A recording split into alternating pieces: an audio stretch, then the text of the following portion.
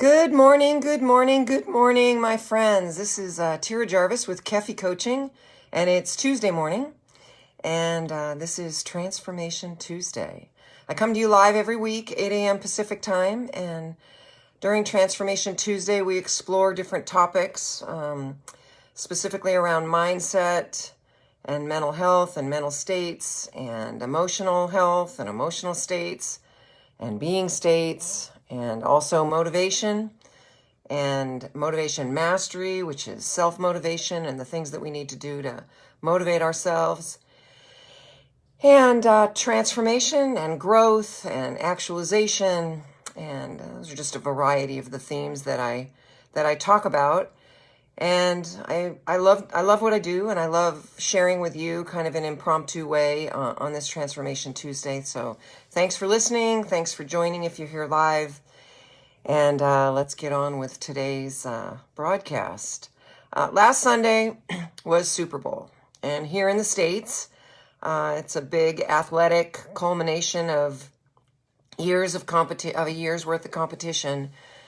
But I think when you look at the players on the field in a championship like that, and professional sports and professional athletes, because I'm an athlete, but I've always been an amateur athlete. But when you look at the excellence that they strive for, whatever their sport, so whether it's Super Bowl or the World Series or the World Cup or, probably the big tennis matches or maybe the big golf tournaments, whatever they are, these professional athletes have been working their entire life to prepare for this game that is their life, their livelihood, and that they work at it. It's a game to many of us, but it's their life game for them. And so I also think that what we learn from these big events like Super Bowl is that they're a cultural reflection of things that are going on, things that are important. Granted, in the pre-COVID days, Super Bowl Sunday was a big social event. It was another big gathering. There would be, many, many fans in the stands, and kudos to the NFL for continuing to figure out a way to have a season and bring out their athletes and allow them to play on the field and be safe. And whether you're in for the cutouts in the stands or whatever it is, it might not be the same experience for you, or watching the game at home alone rather than the big social thing. But it's a big culmination of a lot of activity and a lot of things that have gone on for the year, and it comes to a head in this game where these two powerhouse teams, the best in the league, go head to head. And, I'm not a football fan, but I always watch the Super Bowl. And I am a baseball fan, and I'll watch baseball games, and I have my favorite team. So in the case of the Super Bowl, I always watch the game, especially if it was the Patriots. And obviously that declares myself as a Brady fan. I admire him and how he goes about living his life. And I'm going to talk a little bit more about some of the things that I admire about him, and a few things I didn't know about him. But in my discussions this year about fulfillment and asking the question, are you successful and still not fulfilled? Obviously, this is a, pretty prized life that these people live, and, the money doesn't even seem real that they get paid, but you really look at their integrity and their character and really how they play the game and how they're being when they play the game and when they go about their life. And on Sunday afternoon, yes, they execute years of skill building and preparation and practice, but the game is kind of where it plays out. And in many cases, the games were lopsided. And in this particular case, it also was pretty lopsided. But what I got to see was mastery. The entire Tampa Bay team mastered that game that day. It was their game. And what you got to see in Brady was his physical strength and capability, his mental strength, his emotional strength, what I would say is his leadership skills. He makes other players play better. He built a team around him. I think some might have said that he couldn't win without Belichick, and he couldn't win if he wasn't with the Patriots. Well, guess what?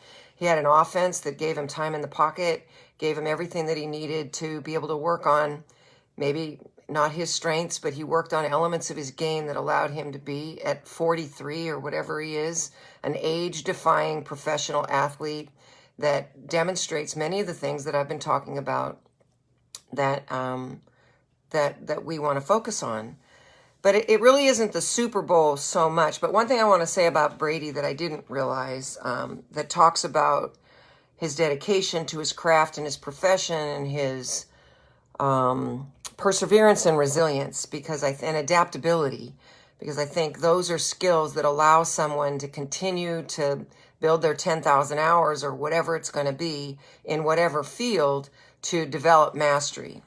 But this is a quote actually from Inc. magazine, and they were looking at him earlier in the year before this game and what was on the line for him, the risk that he was taking on, to hopefully win his 7th Super Bowl win, and kind of the goals that he's had as a professional athlete and a professional quarterback. But this quote came from that article, and it said, decades ago, when Brady was cut from the varsity team in high school, when he had to fight for playing time in college, and he watched 198 other players get picked ahead of him in the NFL draft, he still seems to have believed it would all work out. And they list his 12 strengths or attributes, and the 12th one was believing and having a belief in himself. And to really overcome some of those obstacles, I mean, if he had thwarted his own path, if he'd gotten his way, or if he allowed somebody to tell him you're too small, or whatever it was that they were telling him, if he allowed himself to give into those, he would have never had his opportunity to win his 7th Super Bowl at 40-something years old. And I mean, he mastered that field, and his offense was awesome. The defense was awesome. The special teams was awesome. It was their day and their team. So for my good friend Penny, who lives in Tampa Bay, another big athletic win for Tampa Bay for sure. So congratulations to everybody. But behind the scenes, there's another competition that goes on, and it's another lifetime quest of professionals, and it's the commercials. And if it's not the Patriots or Tom Brady in the Super Bowl, I'm watching because I want to watch the commercials.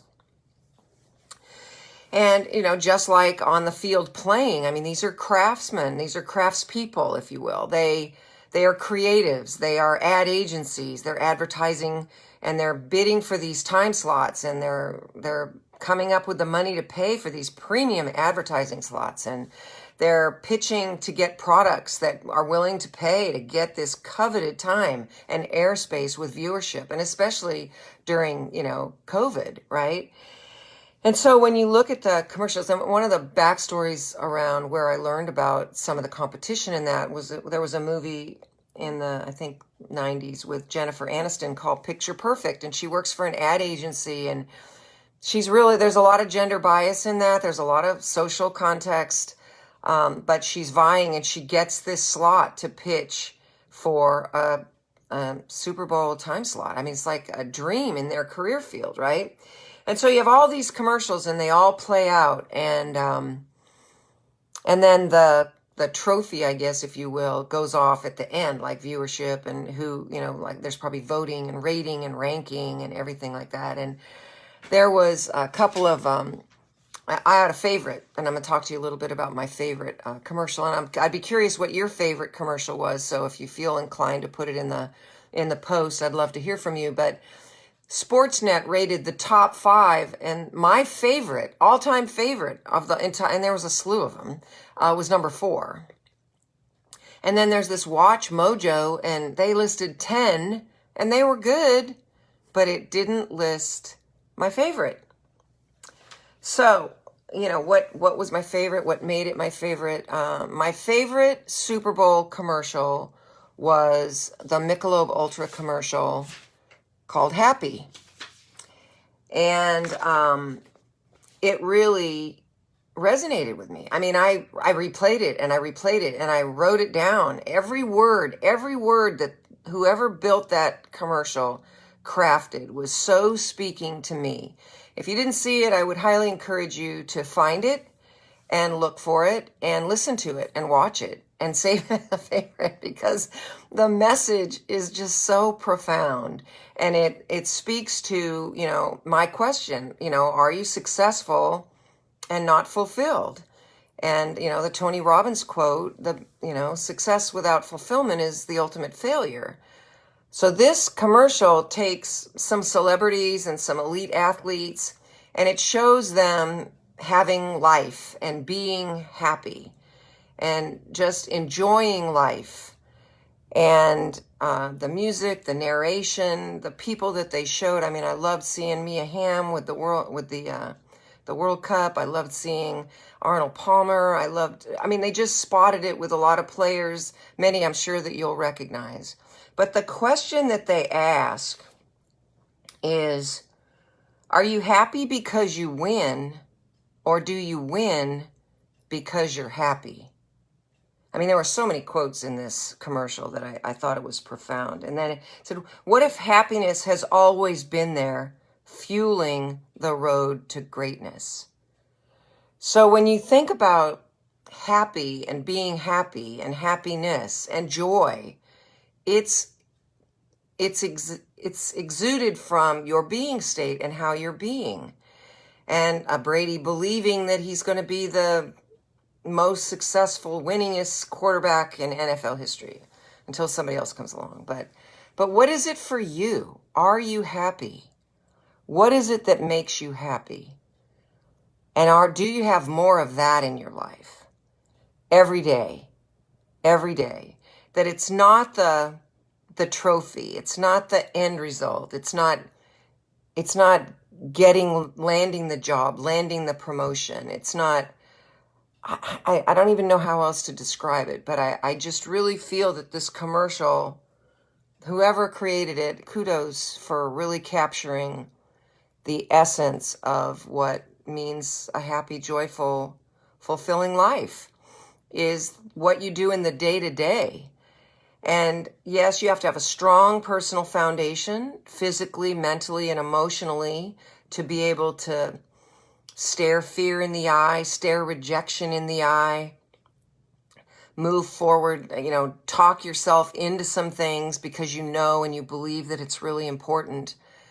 And when you do that, it's how you're being, that it's going to influence your being state and the persona that you take on. And that's going to allow you to see the right actions to take to cause and create that future that you want. But the road that you traveled was one of being happy, of being joyful, of being kind, of being courageous, of being confident, of being the way that you want to be, being a winner. Quoting my friend Penny again, act presidential. You want to be president of your company? Act presidential. Be presidential. So I would encourage you to watch that commercial and see if it applies to you and how it might apply to you and the life that you're living. And, set out today to do something. Have an intention today to be happy, be joyful about something. Smile at a stranger, do something nice for somebody else. This coming weekend is Valentine's Day. And it's not just for those that are in relationships. It's the day, not the only day. It's the day that we express love and affection for the people that we care about in our life. And maybe some of those people are people that you don't even know. A generous gift to your favorite charity, some way to express love. It's the day of expressing love. And there's a lot of history and folklore around Valentine's Day. But what I want to get is that it's the heart, because that's the symbol, and it's the ultimate heart symbol for happiness. So do something loving and caring for yourself as well as for others on Valentine's Day.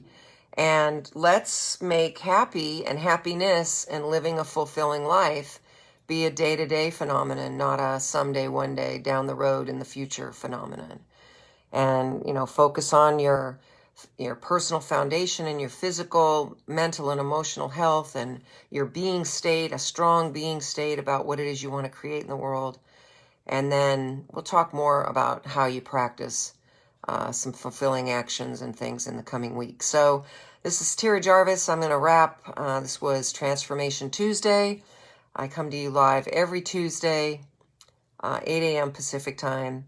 If you want to know more about me, check out my website, tyrajarvis.com. I have some recent blogs that I've posted, as well as you can also follow me on Kefi Coaching with Tyra Jarvis. And Kefi, for those of you who don't know, is the Greek word for passion. And that's the other quest, is be passionate, have purpose, have intention, and not only be successful, but go out and live a fulfilling life every day. And happiness is going to be part of that. So be happy. All right? Take care. Have a great day and an amazing week. And enjoy your Valentine's Day as well. Take care. Bye-bye.